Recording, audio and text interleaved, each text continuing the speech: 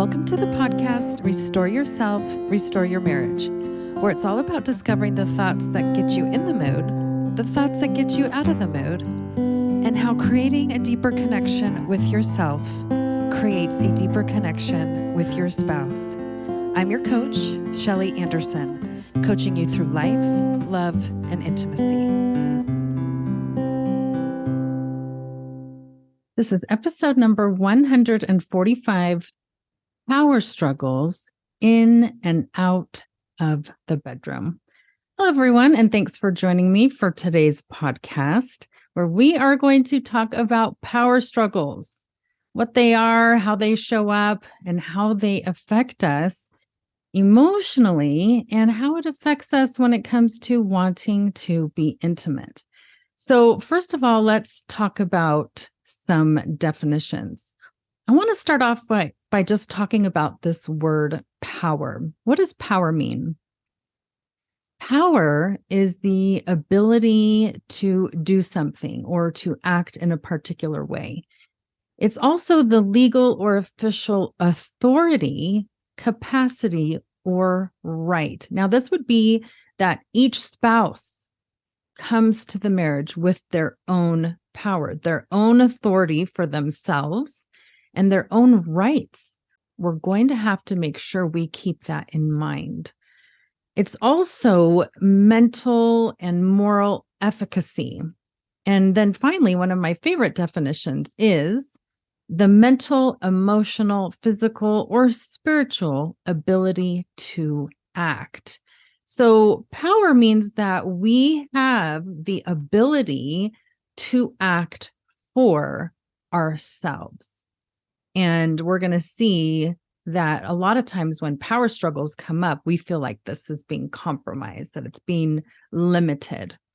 Now, if we look at the word struggle, we're going to see that the definitions mean a forceful effort to get free of restraint or constriction. I thought that definition was very interesting, that when it comes to this concept of power struggles, we are really sometimes battling our concept of feeling free in the relationship to do some of the things that we want, or we feel like we're being restricted. A struggle is an act of strongly motivated striving. So we are really motivated to maybe get that freedom back, or to feel unrestrained, or to lift some of the constraints that we feel may be holding us back from what we really want to experience, either in our own lives or in the relationship. Now, if we put those two words together and we really look at this concept of power struggle, this can be defined as a situation where two people compete for power, or they compete for control. It is a fight for control. It's usually an unpleasant competition, as each of you try to battle and win this type of control. And it's also to gain dominance over another. So we really need to take a close look at those definitions and say, hey, where is this power struggle coming from? And am I really trying to gain dominance over my spouse? And if I am, why am I doing that? This is not going to turn out well for marriage, and especially when it comes to intimacy. If we feel like we are fighting over things outside of the bedroom and feel like maybe some of our freedoms are really restrained or constricted, that is really going to show up in our desire to be intimate. We're going to feel like we're not quite ourselves, and that we are people pleasing and doing everything that everyone else wants, whether it's our kids or our spouse. And we are going to show up very conflicted when it comes to the topic of intimacy. Now, there are some main categories where couples find themselves in a power struggle. This could be politics, parenting, money, and the way that the money is spent or budgeted, whether it's going on vacation or where to live.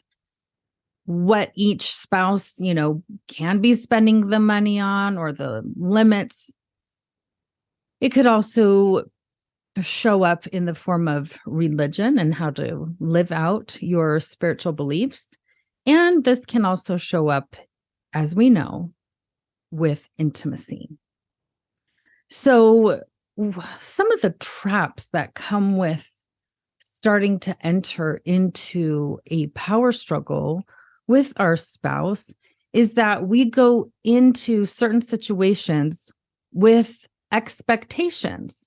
And so if each spouse comes to, let's say, how to parent one of their kids, and each spouse comes to that with their own expectations of how that should go, then there's definitely going to be a power struggle where each spouse is going to try to kind of fight for their own way of parenting. And they're going to want to kind of win over the other spouse so that they can parent in the way that in the style that they prefer.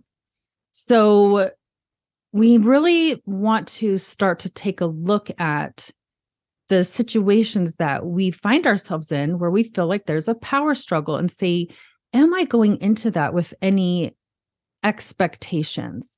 And we probably are, especially if we're starting to battle for them. And we probably have not talked about those expectations. They're kind of like underneath the surface. They're unmet expectations.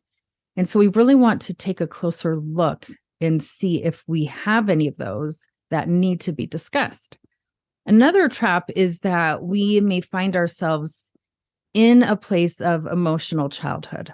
And if you think about this is when adults start to react and behave kind of like toddlers, right? We're not getting our way. So we're going to become angry. We're going to throw temper tantrums. We're going to give the silent treatment, or we're just going to yell and say mean things that we regret later. And we are really living from a place of a lower maturity level. And we're not utilizing the skills that are out there and the skills that come from life coaching to actually have better conversations and to progress as a couple working together, even in the middle of differences. So we want to take a look at that. The other trap we fall into is we really get stuck on the notion of things need to go my way.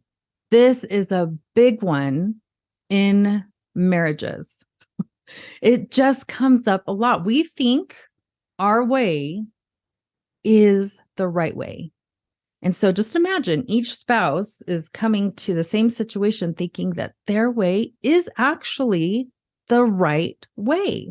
This is definitely going to create a power struggle. And if we don't use life coaching skills and higher thinking skills and good communication skills, that power struggle is going to create a lot of anger and a lot of resentment. And instead of working together, you're going to find that both spouses probably dig their heels in even more and become more resistant. And the final trap that we can often find ourselves in when it comes to power struggles is that we will start to view ourselves as the victim. We will start to adopt a victim mentality. And what that leads to is that we feel powerless in our own lives.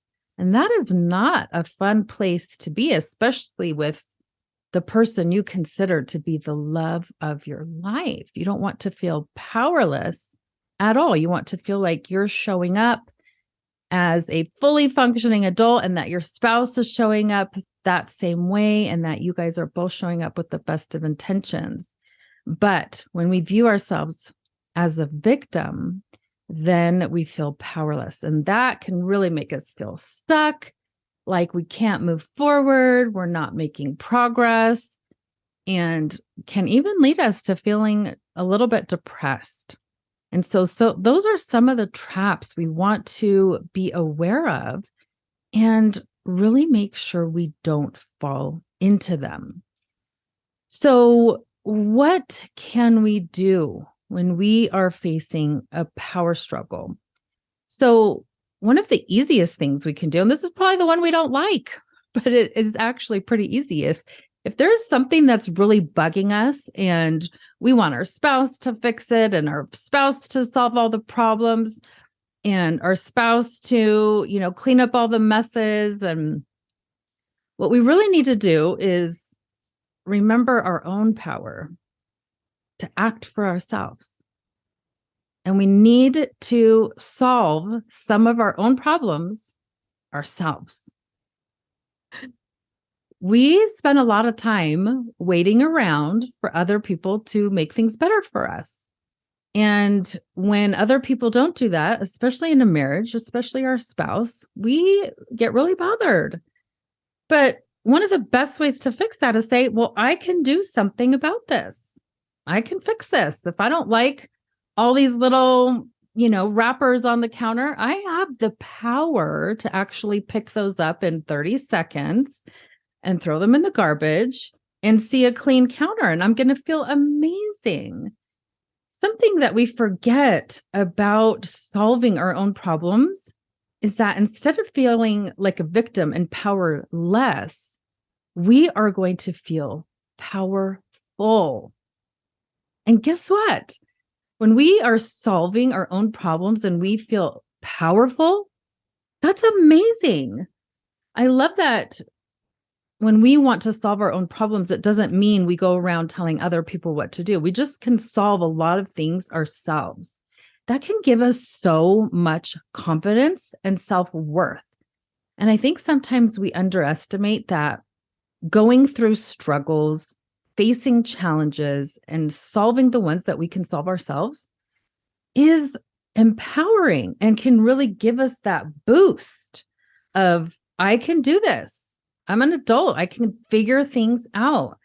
And if we're ever struggling with our self-confidence or self-esteem, solve a problem. Solve a problem that's easy to solve. And you're going to realize how amazing it actually feels to do it. I think a lot of times our hesitation is we feel like, oh, that's going to be too much work. A lot of times we can solve our problems in like 30 seconds. Maybe not the bigger ones, but a lot of the little ones. Like, think about this. 30 seconds to solve a problem, and we're going to feel amazing. Like, we can do this. The second thing we can do is really move and shift from emotional childhood into adulthood. Let's act like adults and stop trying to control other people, especially our spouse. When we get married, it doesn't give us the right to control our spouse. We are still our own unique individual person. We have to remember that and move into that adulthood, that mature thinking, and really increase our level of respect for ourselves and for our spouse, and really challenge those thoughts that want to control our spouse. We usually want to control our spouse so we feel better inside. Think about this. This is so bad. We want to control other people so we feel better. What if we just did things, right, and solved some of our own issues so that we could feel better? Why do we have to try to control somebody else? It's usually because we want them to do the work. We need to adult up and do the work. Okay, another thing that is going to be very important to help us with power struggles is to let love lead and to seek balance. We really need to let go of the notion that we are right all the time. Let's look for balance. What if we're only right 50% of the time and our spouse is right 50% of the time? What if that's the goal? One of the ways we can do this is really to stay focused on the idea of compromise and collaboration, of really working together. The way we can approach this is really by being curious about your spouse from a genuine place, and to maybe ask them a couple questions about let's say, on a scale of 1 to 10, how important is this topic to you? And you're going to find that as you ask this type of question, certain topics are going to be more important to you, and certain topics are going to be more important to your spouse. And when it's more important to your spouse, like, let's go with that. Let's go with his idea, his way of doing things, right? If there's a topic that's more important to you, let's go with your ideas and your way of doing things. If you seek for a balance in doing that, that can really go a long way. And you don't have to wait for your spouse to do that. You can lead the way through example. You can start a conversation. Tell me your thoughts on this. And you can offer up the vocabulary and the verbiage that says, I can see this means a lot to you. Let's go with your plan. I love it. And as you do that, you are also modeling for your spouse that you're willing to do it and that it sparks their interest. Like, look what my spouse just did. I can do that too. I can compromise. I can say, you know what, let's go with your idea on this.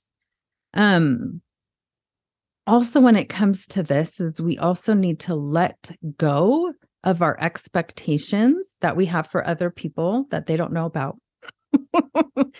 And this is going to be true in the bedroom as well. We need to let go of our sexpectations.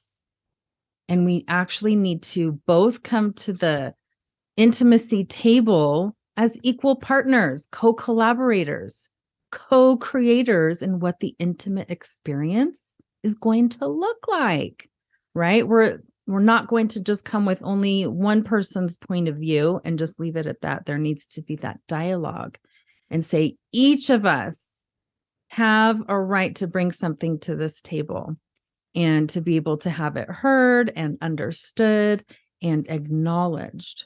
So this next week, I want you to keep these things in mind. And something that could really help if you find that maybe you have anger towards your spouse or you're feeling some resentment, these could be signs to yourself that you might be in a power struggle. We have a freebie called Talking About Sex. And so I want to offer that to you because as you go through the questions and write down the answers, it really helps with this concept of there being a power struggle. It allows both spouses to be able to write down their thoughts about intimacy and about sex freely and honestly and authentically. And then it has questions to spark conversation between the two of you that is very collaborative. And so I want to offer that to you. You guys can download it and start filling it out. And I think that could really help with this concept of the power struggle. So this next week, pay attention to some of those traps. Let love lead, talk respectfully to one another, seek balance, and solve some things for yourself if you can, because then you will feel very powerful, and that feels amazing. And remember, the more you restore this type of intimacy with yourself, the more you restore it with your spouse. Thank you so much for listening today, and I hope you will join me again next week.